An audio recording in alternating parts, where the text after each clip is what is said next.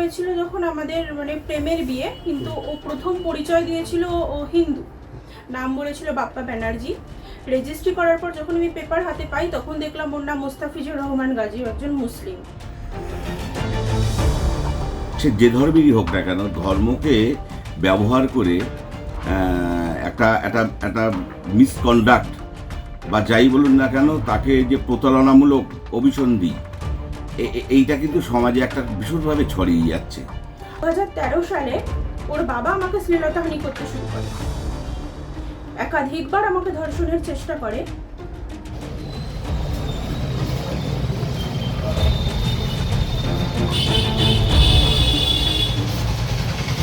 বিয়ে হয়েছিল যখন আমাদের মানে প্রেমের বিয়ে, কিন্তু ও প্রথম পরিচয় দিয়েছিল ও হিন্দু, নাম বলেছিল বাপ্পা ব্যানার্জি। রেজিস্ট্রি করার পর যখন আমি পেপার হাতে পাই তখন দেখলাম ওর নাম মোস্তাফিজুর রহমান গাজী, একজন মুসলিম। তো আমি ঝামেলা করলাম, কিন্তু আমাকে তখন বললো যে না, এখন তো ঝামেলা করে কিছু নেই, রেজিস্ট্রি হয়ে গেছে, বেশি বাড়াবাড়ি করলে খুন করে দেব। আর শুধু তাই নয়, ওর সঙ্গে থাকতে হলে বাঁচতে তো দেবেই না, উপরন্তু আমাকে ধর্ম পরিবর্তন করতে হবে। তো তখন আমি বাড়ির সবার অবাধ্য হয়ে চলে এসেছি, আমার ফেরার কোনো পথ নেই। আমি ওর কথা মতো আর কি করলাম, আমার ধর্ম পরিবর্তন করা হলো জোর করে। 3 মাস পর থেকে বাড়ির সবার তো অত্যাচারও শুরু হয়ে গেল, ওর বাবা মা এবং ওর শারীরিক মানসিক সব প্রকার। 2013 সালে ওর বাবা আমাকে শ্লীলতাহানি করতে শুরু করে, একাধিকবার আমাকে ধর্ষণের চেষ্টা করে। তারপর আমি আর কি পালিয়ে থানা পুলিশের একটা চেষ্টা করি, কিন্তু ওদের হাত এত লম্বা, সেখান থেকে আমাকে মারধর করে নিয়ে আসে, বাড়িতে এনে আটকে রাখে প্রায় 12 দিন। আধ পেটা খেতে দিয়ে বেশি বাড়াবাড়ি করলে গায়ে হাত তুলতো, এমনকি ওদের কাছে বন্দুকও থাকে। আমাকে মাথায় বন্দুক ধরে মেরে ফেলার হুমকি দিয়ে চুপ করিয়ে দেয়। এই অত্যাচার চলতে চলতে জোর করে বাচ্চা নেওয়ার জন্য, রাজি না হলে মারধর করেই আমার একটা পুত্র সন্তান হয় 2016-তে। তার মধ্যে থেকেই ও এই নোংরামিগুলো তো চালিয়ে যেতেই থাকে।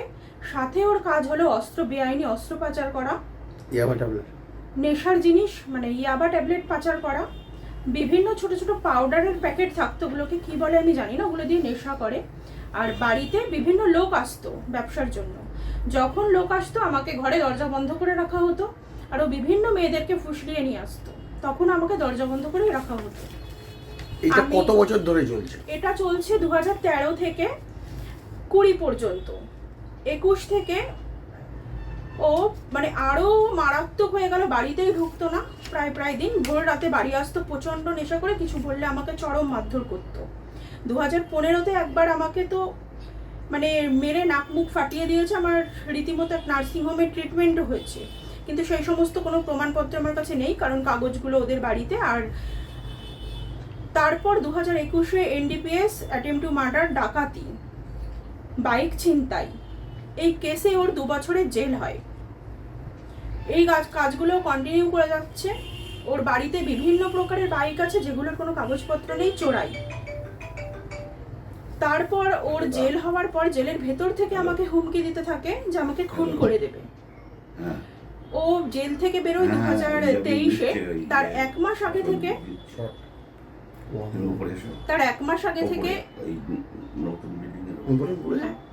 আমার উপর শারীরিক মানসিক অত্যাচার তো শুরু করলো, ওর বাড়ির লোকও সাথে শুরু করলো। ও জেল থেকে বেরোনোর আগে আমি এক ভোর রাতে আর কি 4:30-5টা নাগাদ আমি পালিয়ে যাই, কিচ্ছু নিতে পারিনি, বাচ্চাটাকেও ফেলে আমি পালাই প্রাণের ভয়ে। তো তারপর আমার বাপের বাড়িতে লোক পাঠায়, গুন্ডা পাঠিয়ে বলে যে আমি যেন ভালোভাবে ডিভোর্স দিয়ে দিই, নয়তো আমাকে দেখে নেবে, আমাকে খুন করবে। তো সেখান থেকে ওর সাথে আমার যোগাযোগ বিচ্ছিন্ন, কিন্তু বারে আমার বাড়িতে লোক পাঠিয়ে আমি আত্মগোপন করেই আছি। কোথায় মানে জায়গার নাম বলতে পারবেন? আমি কলকাতার মধ্যেই থাকি। আচ্ছা, এখন কি চাইছেন? আমি চাইছি ওর চরম শাস্তি হোক, কারণ আমার সাথে যেটা করেছে ও আরো মেয়েদের সাথে একই জিনিসই করছে। এবং আমি খবর পেয়েছি 28 থেকে 30 তারিখের মধ্যেও আর একটা বিয়ে করেছে আমার সাথে রেজিস্ট্রি থাকা সত্ত্বেও। আপনার কি ডিভোর্স হয়েছে? আমাদের ডিভোর্স হয়নি, ও আমাকে জোর করে ডিভোর্স চাইছিল, কোনো খোরপোশ ছাড়া। আমি রাজি হইনি বলে ডিভোর্সটা এখনো হয়নি। আপনাকে জোর করে কি ধর্ম পরিবর্তন করা হয়েছে? হ্যাঁ, জোর করে, আমার ইচ্ছার বিরুদ্ধে কি করা হয়েছে? জোর করে আমাকে মারধর করে রীতিমতো। কি করেছে ধর্ম পরিবর্তন? মুসলিম করে, আমি হিন্দু, আমার নাম মহুয়া সরকার, আমি সনাতনী ঘরের মেয়ে, আমাকে জোর করে মুসলিম করে। হ্যাঁ, আমাকে নামাজ পড়তে বাধ্য করা হয়, এমনকি গরুর মাংসও খাওয়ানো হয় আমার ইচ্ছার বিরুদ্ধে। না গুলো করলে আমাকে মারধর করা হতো। আপনি কি চাইছেন? আমি চাইছি ওর চরম শাস্তি হোক। ও এই যে কাজটা করেছে এর জন্য ওর চরম শাস্তি হোক। আর আমি এটাই সাহায্য চাইছি যে আমার বাচ্চাটাকে আমি ফেরত নিয়ে আমি একটা সুস্থ জীবনে বাঁচতে চাই ওর ছাদ থেকে সরিয়ে। অ্যাকচুয়ালি বর্তমানে সমাজে দেখবেন এটা একটা অবক্ষয়, সমাজে একটা বার্তা যাচ্ছে।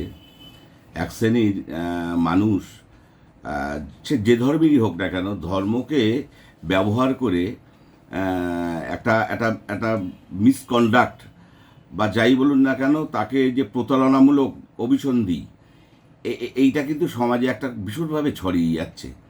আমার বার্তা হচ্ছে যে সমাজে যাতে ভালোবাসা হতেই পারে, কিন্তু ভালোবাসার নামে মিথ্যে একটা পরিবেশন করে মিথ্যে তথ্য দিয়ে যদি কেউ তাকে, তার উদ্দেশ্য অন্যরকম থাকে, যে তাকে ভালোবাসার কথা বলে মিথ্যে পরিচয় দিয়ে এবং মিথ্যে প্রলোভন দেখিয়ে তার নাম মিথ্যে বলে, ধর্ম মিথ্যে বলে, তাহলে আমার মনে হয় সমাজে এটা কোনো মুসলিম সমাজ বলুন বা হিন্দু সমাজ বলুন সেটা ভালোভাবে নেবে না।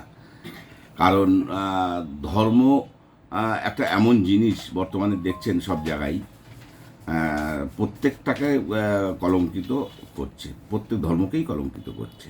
এই কি আইনি মানে কি এর বিরুদ্ধে কি অভিযোগ থাকবে? অভিযোগটা থাকবে যে প্রতারণামূলক অভিসন্ধি। আমরা মূলত চাইছি যে প্রতারণামূলক অভিসন্ধি করে এই যে মেয়েটাকে দিনের পর দিন একটা কনভার্ট করানো হলো, কনভার্ট করিয়ে তার সঙ্গে তার, এবং কনভার্ট করানোর আগে পর্যন্ত তাকে, যাতে সে হিন্দু পরিচয় নিল এবং তার সঙ্গে শারীরিক সম্পর্ক স্থাপন করলো, পরবর্তীতে যখন মেয়েটা দেখলো যে আমি হেল্পলেস, যে আমি এখন আর আমার কোনো উপায় নেই, তখন সে বিয়ের একটা কথা বলল। দেখুন, আন্ডার সেকশন স্পেশাল ম্যারেজ অ্যাক্টে কিন্তু সে বিয়ে করতেই পারে, কিন্তু সে কিন্তু মুসলিমে কনভার্ট করলো এবং করিয়ে নিয়ে তাকে মুসলিম ধর্ম সম্প্রদায়ের নথিভুক্ত করানোর পর জোর করে এবং তার ইচ্ছার বিরুদ্ধে কনভার্ট করিয়ে এখন সে পরিচয় দিচ্ছে সে একজন মুসলিম। এটা আমার মনে হয়, এবং তাকে দিয়ে জোর করে তার ধর্মীয় অনুশাসন প্রতিস্থাপন করা, আমার মনে হয় সমাজে এটা খুব খারাপ বার্তা যাচ্ছে। আমার অভিযোগ, প্রশাসনে আমরা একটা কমপ্লেন করছি, প্রশাসন অ্যাজ পার আইনে যা আছে প্রশাসন তার তদন্ত করবে। আমাদের ভিডিও ভালো লাগলে লাইক এবং শেয়ার করুন, কমেন্ট সেকশনে গিয়ে জানান আপনাদের মতামত। আরও ভিডিও পেতে আমাদের চ্যানেল সাবস্ক্রাইব করুন এবং প্রতি মুহূর্তে খবরের আপডেট পেতে প্রেস করুন বেল আইকন।